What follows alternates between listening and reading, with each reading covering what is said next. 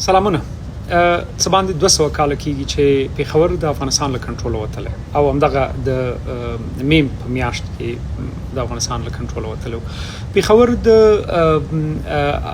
دراني امپراتورۍ یو له مهمو ښارونو او مرکزونو څخه نه یوازې چې د سیاسي اړخه پېښور ډیر مهم وو او د بلکې له تمدني اړخه هم پېښور یو مهم تمدني مرکز و او بیا د دراني امپراتورۍ او په ځانګړي ډول دغه د کورنۍ د ژمي پایتخت هم وو. په وړي کې په کابل کې وو، بیا په ژمي کې په پېښور کې وو.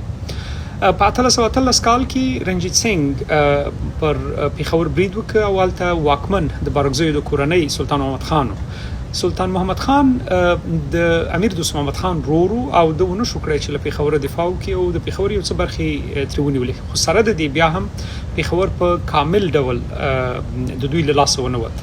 خو په 1823 کال کې چې د نوشیرې جګړه وشوه چې په هغې کې قبایلي لښکرو هم ونډه اخیستې وه او د بارکزیو د کورنۍ قمندانانو هم برخه اخیستې وه.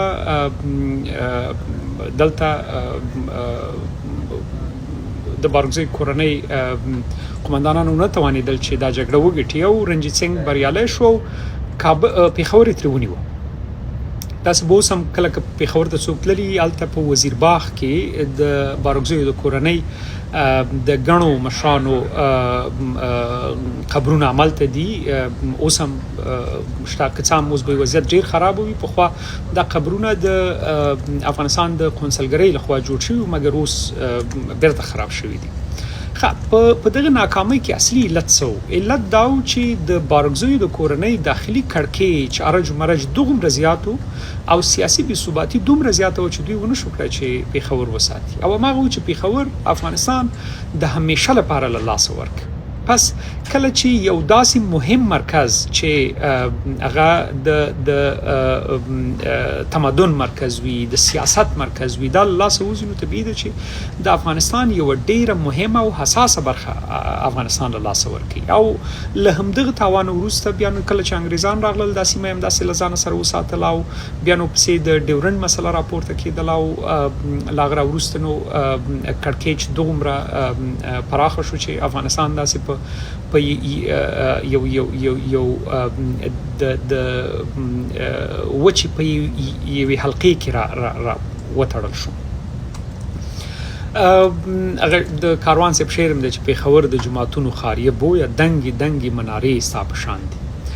د افغانستان د خلکو، د افغانانو، د پښتنو هغه علاقه او هغه تړاو چې له پېښور سره دی، دا نه شلیدونکی دی. دا ځکه نه شلیدونکی دی چې پېښور د دوی د نیکونو کور و. پېښور کې دا اوس هم پښتانه اوسېږي، داسې نه ده چې په هغه وخت کې طبیعي ده چې هندکیان زیات وو او سیکانو بیا په زور ونیوه.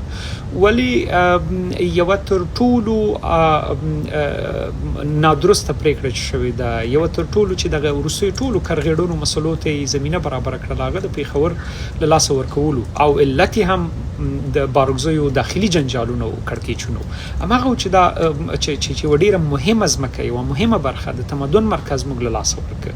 او د پېښور له لاسه ورکول په دې معنی چې وروستي ټول کړکېچونه د همدغې ناکامۍ عواملو او د همدغه ناکامۍ له امله د وروستي ټول کړکېچونه د ډیورنډ کرښه، د کومې معاهدې چې وروسته پسې بیا لاسلیک شوې، د ګندمک معاهده، دا ټول د پېښور د لاسه ورکولو نه وروسته شوي دي. نو دا باید په یاد وساتو چې پېښور د افغاني شاهانو د سیاست یو مهم مرکز و او همدارنګه د تمدن یوه غښتلې هسته ده چې همیشه به باقي پاتې او هغه تړاو چې افغانان له پېښور سره لري، دا هیڅ کله له منځه نه ځي او هیڅوک یې له منځه نه شي وړلی.